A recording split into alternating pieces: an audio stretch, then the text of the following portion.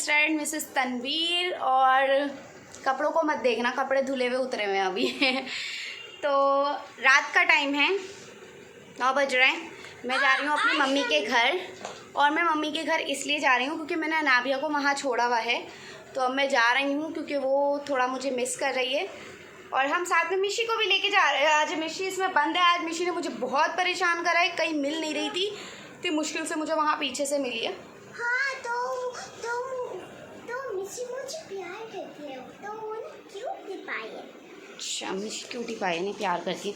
चलिए, मेरा बैग तो तैयार है, ये मैं 2 दिन बाद आऊँगी अब अपने घर से। तनवीर अकेले रहेंगे, ये चलिए तो चलते हैं।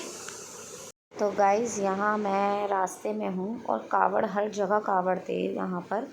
तो तनवीर बहुत ऐसे रास्ते से लेके जा रहे थे कि हमें ज़्यादा कावड़ नहीं मिले, क्योंकि फिर रश जाम बहुत ज़्यादा होता है उस जगह पर। लेकिन फिर भी हमें मिले, लेकिन तनवीर ने बहुत अच्छे से निकाला जहाँ से भी निकालना था। तो गाइज़, ये व्लॉग तो मैं अपना पूरा नहीं कर पाई थी क्योंकि इस दिन मैं अपने घर चली गई थी और फिर मैं अनाबिया में लग गई थी। तो मैं माफ़ी चाहूँगी इसके लिए आप सभी से। तो सॉरी सबसे पहले तो गाइज़ कि मैं अपना ये रेड वाला, जो अभी मेरे रेड सूट में व्लॉग था, वो कंटिन्यू नहीं कर पाई क्योंकि मैं अनाबिया को लेने के लिए गई थी मम्मी के घर। और मैं आज 3 दिन बाद वापस आ रही हूँ। 3 दिन मैंने कोई व्लॉगिंग नहीं की, रास्ते में कावड़ बहुत ज़्यादा थे, तो इसलिए हम लोग व्लॉगिंग नहीं कर पाए थे। हाँ, और लियो ने मिशी को पकड़ा था और वो ना मार दिया था। तो अब मैं 3 दिन बाद अपने घर वापस आई हूँ।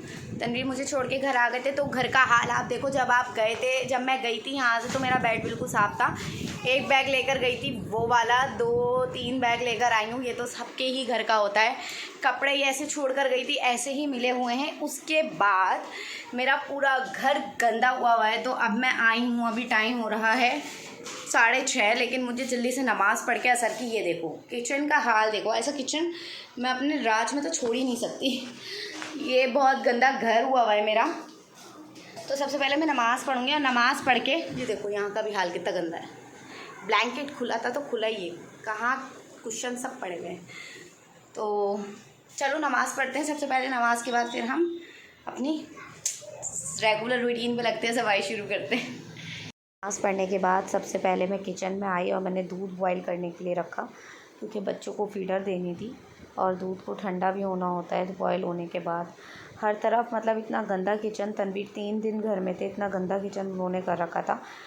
ये तो मुझे समझ नहीं आ रहा था कि किस तरीके से, कहाँ से मैं शुरू करूं, पर करना तो मुझी को था। तो सबसे पहले मैंने स्लैब साफ़ करा, जो गंदा हो रहा था, कूड़ा करकट सब पड़ा हुआ था, बर्तन धुले हुए ऐसे ही रखे हुए थे, वो मैंने सबसे पहले वही साफ़ करना चाहा। बीच बीच में बच्चों को भी देखना पड़ रहा था, क्योंकि बच्चे भी थोड़ा घर गंदा देखकर, उसको आदत नहीं है सुनहरा को बिल्कुल भी, वो चाह रही थी कि मैं ये कर दूँ, मैं वो कर दूँ।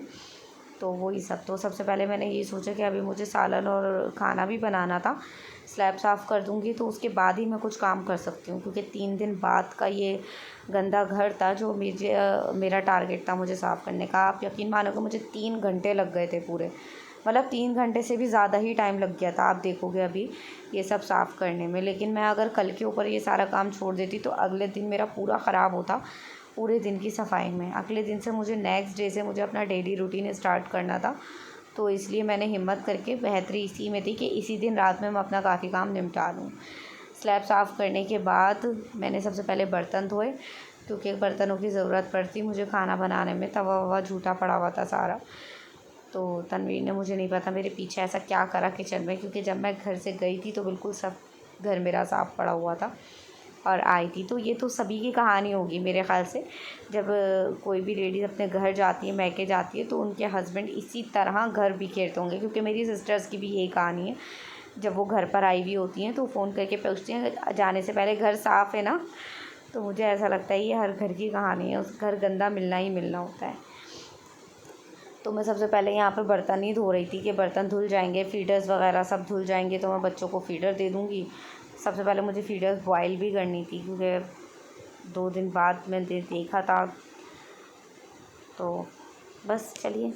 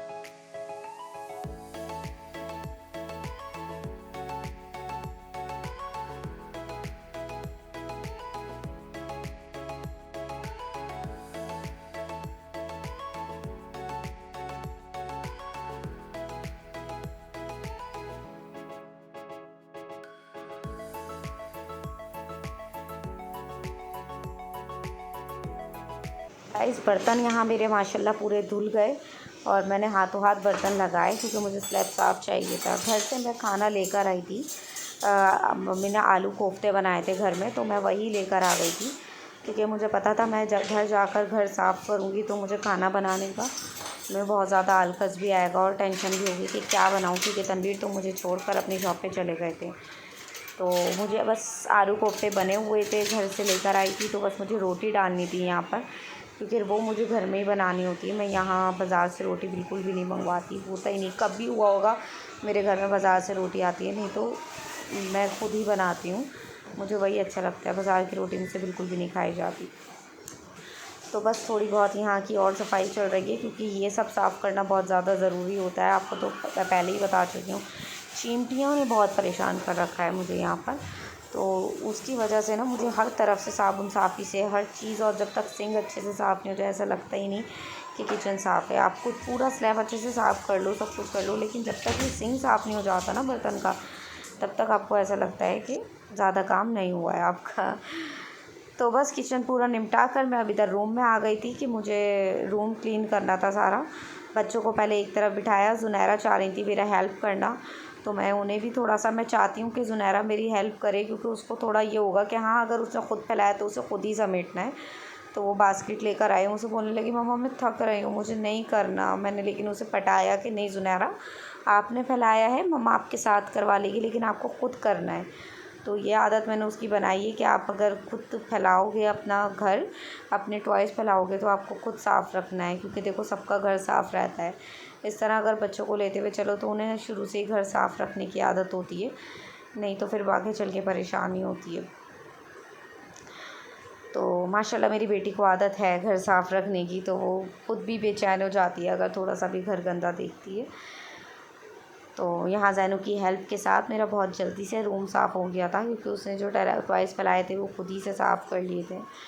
अब मैं दूसरे रूम में आई, यहाँ पर मेरे कपड़े बहुत सारे धुले हुए पड़े। फ्रेंड्स अभी हमारा किचन भी साफ़ हो गया, हमारा एक रूम भी साफ़ हो गया। सही बताऊँ तो आज बहुत अच्छे से सफाई नहीं कर रही, रात का टाइम है, और मैंने अभी बता रही हूँ, और टाइम हो रहा है इस टाइम 9:15 बज रहे हैं।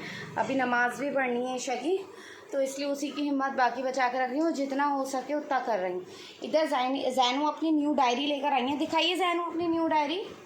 जैनू अपनी यूनिकॉर्न की डायरी लेकर आई हैं और साथ में पेन है, और जैनू अपनी डायरी लिख रही हैं।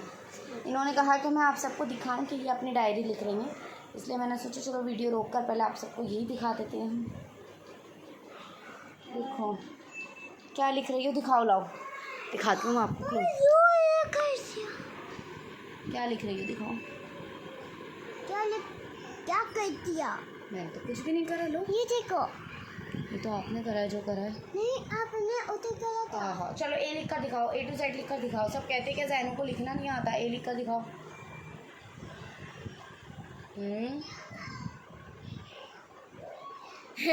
A to Z में A और Z लिख दिया। चलो इनकी तो डायरी होती रहेगी, हम अपना काम करते हैं दोबारा से। तो यहाँ देखो मुझे एक पेपर मिला है, मैं ये सोच रही थी ये कैसा पेपर है, मैं पढूं। देखा तो कुछ भी नहीं था। तनवीर एक डाटा केबल लेकर आया था MI का, बस वो डाटा केबल था जिसका बिल मुझे संभाल के रखना था बहुत ज़्यादा। तो यहाँ मैंने टॉयज़ वगैरह जो ज़ुनैरा ने समेटे थे वो एक तरफ रख के अपनी बेडशीट मैंने सही करी। बेडशीट मुझे चेंज करनी थी, पर मेरी हिम्मत बिल्कुल नहीं थी इस टाइम कि मैं बेडशीट भी चेंज करूँ, क्योंकि यहाँ ऑलमोस्ट 9:30 हो गए थे। 6 बजे की मैं लगी हुई थी। बीच में बस मैं नमाज़ पढ़ने के लिए हटी थी, तो वरना मैं पूरे ही टाइम अपना घर साफ़ कर रही थी। तो यहाँ मैं बहुत थक गई थी और मुझे अभी ईशा की नमाज़ भी पढ़नी थी, रोटी भी डालनी थी अभी। तो मैं यही सोच रही थी कि अभी जितना हो रहा है उतना कर दूँ। ये जो साइड में सारे कपड़े फैले हुए थे सूखे हुए, ये भी मैंने नेक्स्ट डे ही तय करके रखे थे। तो रोटी बनाने के लिए मैं किचन में आ गई थी। जल्दी फटाफट से मैंने रोटी डाली, क्योंकि बस मुझे ये लग रहा था कि मैं खाना खा के लेट जाऊँ और बच्चों को भी सुला दूँ और मैं भी सो जाऊँ। ऑलमोस्ट मुझे इन सभी कामों में काफ़ी टाइम हो गया था। मुझे तकरीबन ऐसे ही हो गया था टाइम, 11:30 बज गए थे। लेकिन इससे सबसे पता है क्या होता है, अगर रात का काम आप सुबह पे नहीं डालो तो अगले दिन का आपका रूटीन ख़राब नहीं होता।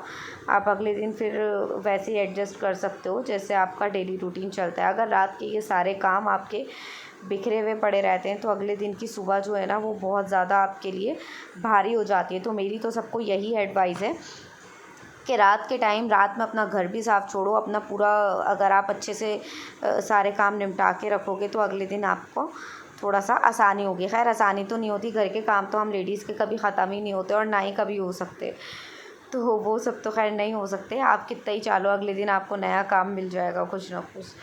तो चलिए गाइज़, यहाँ मेरा ये बस रोटी बन रही है। मिलते हैं अब आपसे नेक्स्ट व्लॉग में अच्छी अच्छी बातों के साथ। 3-4 दिन से मैंने बिल्कुल भी व्लॉगिंग नहीं करी, उस सब के लिए आई एम सॉरी।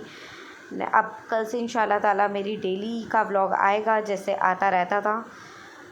2-3 व्लॉग तो मेरे रेडी भी हैं, तो वो भी मैं जल्दी अपलोड करूँगी। तो चलिए मिलते हैं नए व्लॉग के साथ। अल्लाह हाफिज़। व्लॉग अच्छा लगा हो तो लाइक ज़रूर करिएगा, कमेंट ज़रूर करिएगा और शेयर ज़रूर करिएगा।